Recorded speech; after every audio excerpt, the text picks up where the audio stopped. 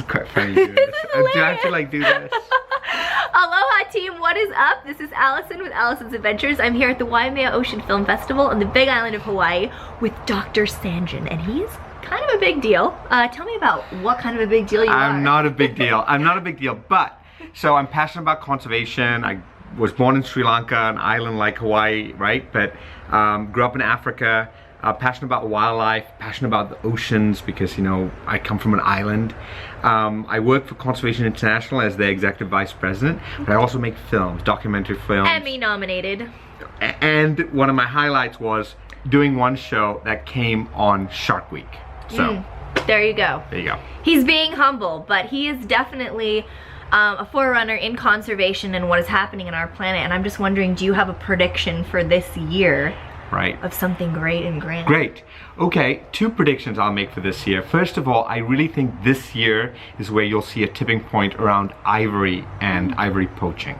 I think the world has finally woken up to it. Yeah. I think you're seeing real China and the United States and others putting some effort into it. And I actually think we're going to hit a tipping point, and it couldn't come sooner to save African elephants and Asian elephants. I think this year is going to be the year where we will look back and think we turned the corner on this. It's so amazing because, oh, there's the Hawaiian mosquito. I grew up riding elephants, and now it's such a big deal. Like, oh, there's a picture of you riding an elephant, you're killing elephants, and I think it's, no, but you know, there's so much awareness around elephants, and it's awesome. Yeah, but also because, you know, like, so if you're Asian, so when I was a child, my dad's company employed 2 elephants to move logs in Sri Lanka. Exactly. So we grew up, I mean, they're literally next door to my home. So Asian elephants is different. There's this ancient relation within people and elephants in places like Sri Lanka. So yeah, you obviously shouldn't like certainly not mistreating elephants and sort of things like that. But really what's causing elephants to go extinct is this incredible, insane pressure for basically teeth. And is there things that people in our world can do on a daily basis, even if they feel removed from that cause, to kind of help or be aware or spread awareness? Well, so, I mean, look, I mean, you know, you absolutely should not be buying parts of animals, any kind of animals, sea creatures, turtles, coral, just let it be. Take a picture and let it be. Or we'll come find you and bop you. Well, that's the other show. Finding those people and tracking them down, and we will hurt 20 people were attacked by sharks. Yeah, we could do the Liam Neeson. We could channel Liam Neeson and say, "Oh, we will find you, and then we will kill you." Oh, we could do that. So just stop buying it. Stop buying it. And support laws like the one that we have in the US now that really, like San Francisco just did an amazing law that sort of stopped the sale, Washington State stopped the sale of you know, even old ivory products. Like just basically get it out of the supply chain. Yeah, makes sense. Then promote ecotourism and go to places and go to countries. You know, Kenya is a great country to still go to. I mean, you should go there. You should go to the good lodges that promote it because these countries depend on income from this wildlife. I gotta go. I've never been. Well, you absolutely should go. And it's got a great coastline. And I know you love the ocean, so that's one positive prediction for it. The other little positive prediction I gotta make is that I think, and because you're into oceans, I should say this. So I was in Paris at the climate talks, and I think one of the most important sort of, like, I went, wow, this actually could be big, is the idea of blue carbon. Okay. So, you know, like we know that if we protect trees, we capture carbon, but we also now know that if we protect mangroves and seagrass, right, all that stuff where baby fish basically go to have to grow, nursery grounds, blue carbon can be captured. Carbon can be captured in mangroves and seagrass beds. Okay. And many, many more times than you get from forests.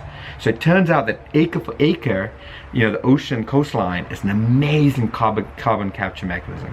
It looks like we're finally learning how to quantify it and then give money towards it. So actually incentivize countries to protect it as a way of capturing carbon. Let's capture the carbon. Capture and hold it and don't let it go. And don't ever let like it a go. Little baby. Okay, well, we're not really going to be able to capture him here for much longer because he actually has to run and get on a flight soon and leave this wonderful Hawaiian land. But I'm so appreciative that you're here right now, and this is just excellent to talk to you. The only last question I have is my arms. Tired. I know, the surfer girl in me. I gotta switch arms. Okay, my big muscles. Has there been any predictions environmentally or conservation-wise that have gone awry? That haven't come true? Well, so you've heard of the population bomb. So Paul Ehrlich, who's like this very famous scientist, Okay. back in the 70s, I think, wrote this very famous book called The Population Bomb. Where he basically said, like, we're going to grow so fast that the world's going to be full of people. I just met him recently. I asked him if he wrote You're the even book cooler again. than I thought. Okay. I asked him if he wrote the book again, would he call it The Population Bomb? He said no, because the interesting thing is, in most places around the world, as girls and women become more educated and have more opportunities, it turns out that people stop having babies, and there's a natural sort of, you know, so place like Bangladesh, it's 2.2. Totally makes sense. So that prediction sort of didn't come true. So I said, well, what would you call your book if you wrote it today? Would you call it The Population Bomb? He said, no, I would call it The Consumption Bomb. Because see, like, the prediction that didn't come true is the population explosion. But what did happen People is gotta that get their shoes. we gotta get our shit. Beep! Don't worry, we will be We gotta back. get stuff, and we're so addicted to stuff. no, it's bad. And much of it ends up in the ocean, actually. That's what my film here is about. Exactly. It's like things don't disappear. They Buy go a to the plastic ocean, bottle. and then they end up killing things. Yeah. So Or buy in less, bikinis. and when you buy things, you know, care for them.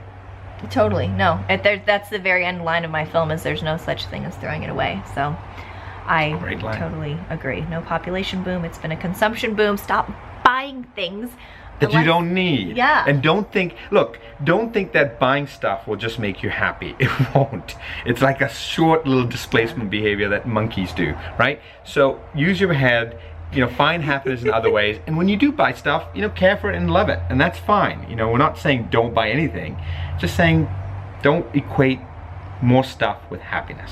Totally. I'm gonna start riding logs instead of surfboards because I'm not allowed to buy anymore. All right, over and out from Hawaii. Lots of love and aloha. Thank you, Thank Doctor. you. Thank for you. being in our Thank you. Thank you. presence. Thank you. Mahalo. Mahalo.